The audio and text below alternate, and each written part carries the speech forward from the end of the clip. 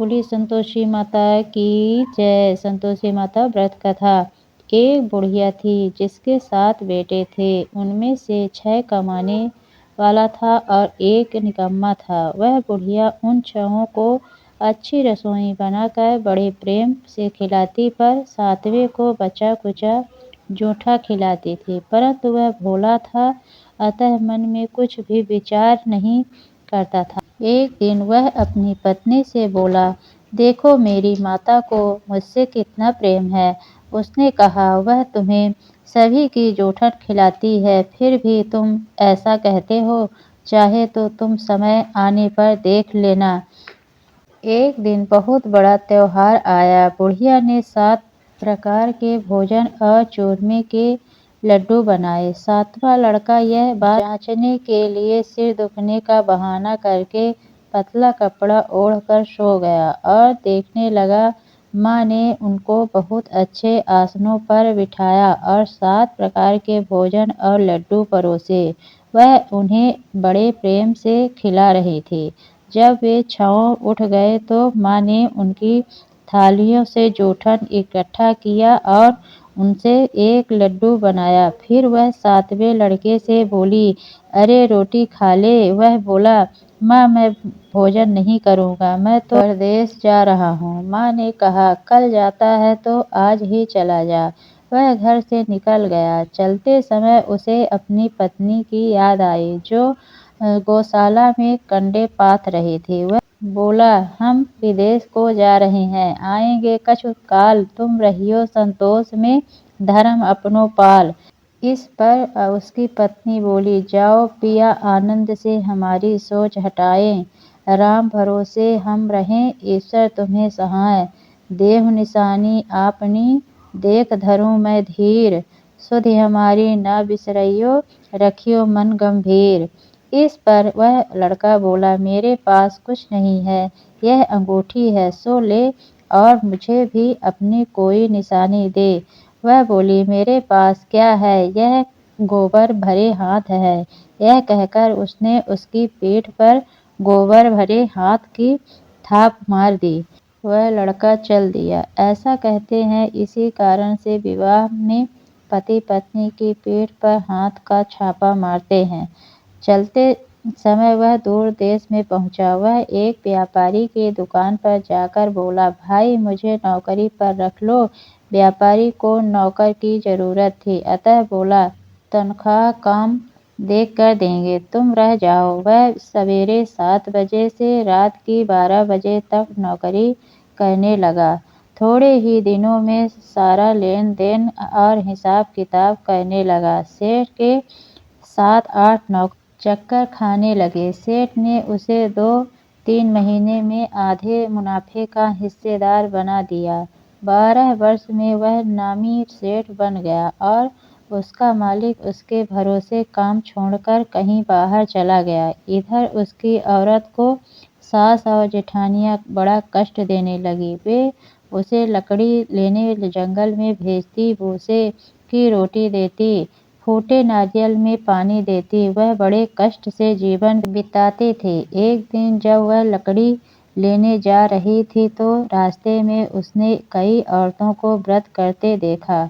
वह पूछने लगी, बहनों यह किसका व्रत है, कैसे करते हैं और इससे क्या फल मिलता है। तो एक स्त्री बोली, यह संतोषी माता का व्रत है, इसके करने से मनोवांछित फल मिलता है। इससे गरीबी, मन की चिंताएं, राजा के मुकदमे, कलह, रोग नष्ट होते हैं और संतान सुख, धन, प्रसन्नता, शांति, मन पसंद वर मिले।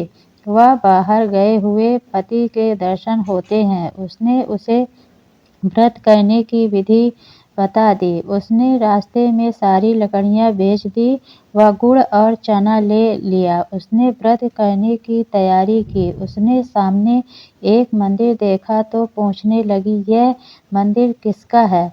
वह कहने लगे, यह संतोषी माता का मंदिर है। वह मंदिर में गई और माता के चरणों में लौटने लगी।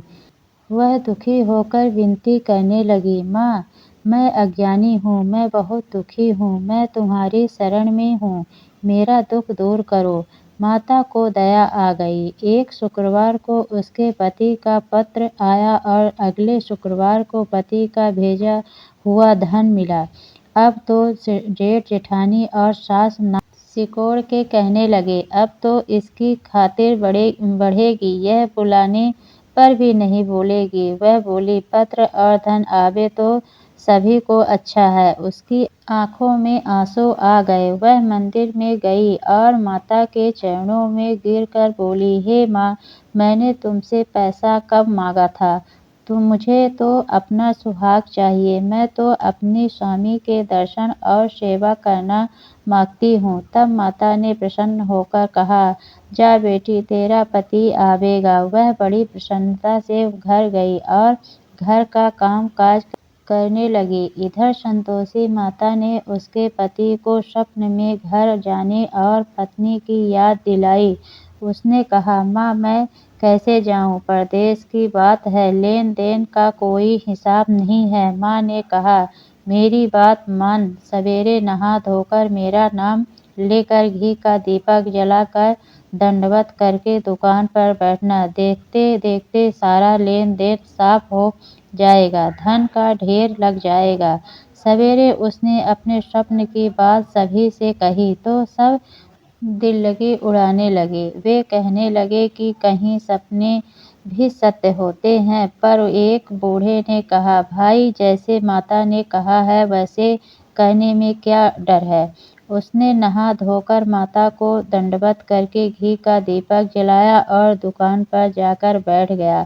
थोड़ी ही देर में सारा लेन देन साफ हो गया, सारा माल बिक गया और धन का ढेर लग गया। वह प्रसन्न हुआ और घर के लिए गहने और सामान वगैरह खरीदने लगा। वह जल्दी ही घर को रवाना हो गया।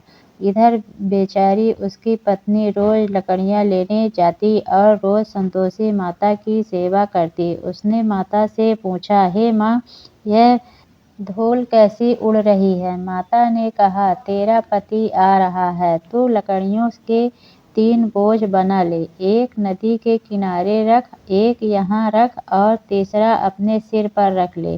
तेरे पति के दिल में उस लकड़ी के गट्ठे को देखकर मोह पैदा होगा। जब वह यह रुक कर नाश्ता पानी करके घर जाएगा, तब तू लकड़ियाँ उठाकर घर जाना और चौक के बीच में गट्ठर डालकर जोर जोर से 3 आवाजें लगाना, सासू जी, लकड़ियों का गट्ठा लो, भूसे की रोटी दो और नारियल के खोपड़े में पानी दो। आज मेहमान कौन आया है? इसने माँ के चरण छुए और उसके कहे अनुसार सारा कार्य किया।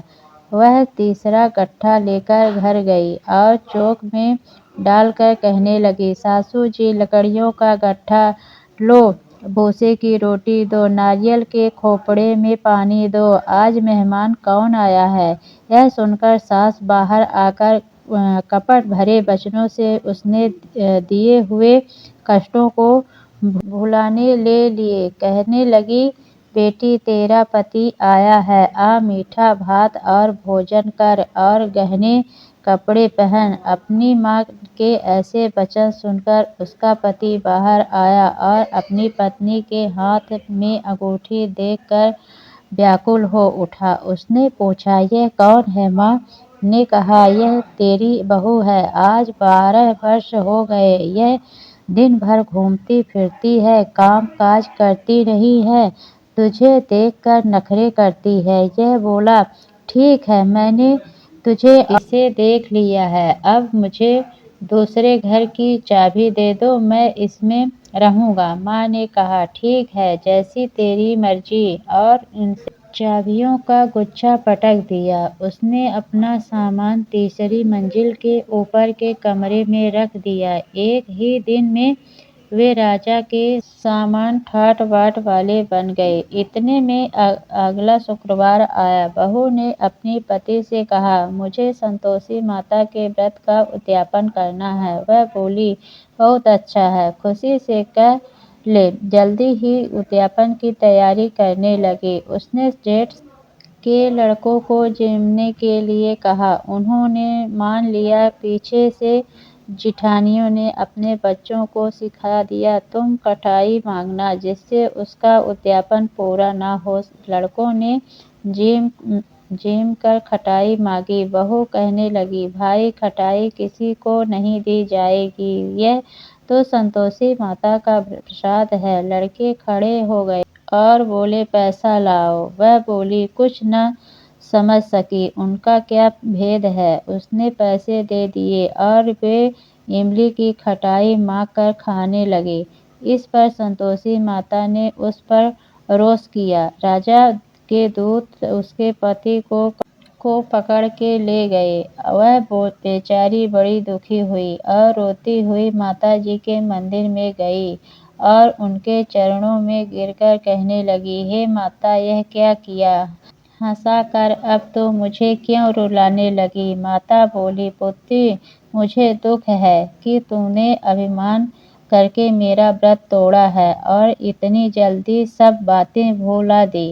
वह कहने लगी, माता, मेरा कोई अपराध नहीं है, मुझे तो लड़कों ने भूल में डाल दिया। मैंने भूल से ही उन्हें पैसे दे दिए। माँ, मुझे क्षमा करो, मैं दोबारा तुम्हारा उद्यापन करूँगी। माता बोली, जा, तेरा पति रास्ते में आता हुआ ही मिलेगा। उसे रास्ते में उसका पति मिला। उसके पूछने पर वह बोला, राजा ने मुझे बुलाया था, मैं उससे मिलने गया था। वे फिर घर चले गए। कुछ ही दिनों बाद फिर शुक्रवार आया। वह दोबारा पति की आज्ञा से उद्यापन करने लगे। उसने फिर जेठ के लड़कों को बुलावा भेज दिया। जेठानी ने फिर वही बात सिखा दी। लड़के भोजन की बात वह फिर खटाई मांगने लगे। उसने कहा, खटाई कुछ भी नहीं मिलेगी, आना हो तो आओ। यह कहकर वह ब्राह्मणों के लड़कों को लाकर भोजन कराने लगी। यथाशक्ति उसने उन्हें दक्षिणा दी। संतोषी माता उस पर बड़ी प्रसन्न हुई। माता की कृपा से 9वें मास में उसके एक चंद्रमा के समान सुंदर पुत्र हुआ। अपने पुत्र को लेकर वह रोजाना मंदिर जाने लगी। एक दिन संतोषी माता ने सोचा कि यह रोज यहाँ आती है, आज मैं इसके घर चलूं, इसका सासरा देखूं। यह सोचकर उसने एक भयंकर रूप बनाया। गुड़ व चने से सना मुख, ऊपर को सूंड के समान ओंठ, जिन पर मक्खियाँ भिनभिना रही थीं। इसी सूरत में वह उसके घर गई। देहली में पाँव रखते ही उसकी सास बोली, देखो, कोई डायन आ रही है, इसे भगाओ, नहीं तो किसी को खा जाएगी। लड़के भागकर खिड़की बंद करने लगे। 7वें लड़के की बहू खिड़की से देख रही थी। वह वहीं से चिल्लाने लगी, आज मेरी माता मेरे घर आ गई हैं। यह कहकर उसने बच्चे को दूध पीने से हटाकर इतने में सास बोली, पगली, किसे देखकर उतावली हुई है? बच्चे को पटक दिया। इतने में संतोषी माता के प्रताप से वहाँ लड़के ही लड़के नजर आने लगे। बहू बोली, सासू जी, मैं जिसका व्रत करती हूँ, यह वही संतोषी माता हैं। यह कहकर उसने सारी खिड़कियाँ खोल दी। सबने संतोषी माता के चरण पकड़ लिए और विनती कर कहने लगे, हे माता, अब हम मूर्ख हैं, अज्ञानी हैं, पापिनी हैं, तुम्हारे व्रत की विधि हम नहीं जानते। तुम्हारा व्रत भंग कर हमने बहुत बड़ा अपराध किया है। हे जगत माता, आप हमारा अपराध क्षमा करो। इस पर माता उन पर प्रसन्न हुई। बहू को जैसा फल दिया वैसा माता सबको दे। बोले संतोषी माता की जय।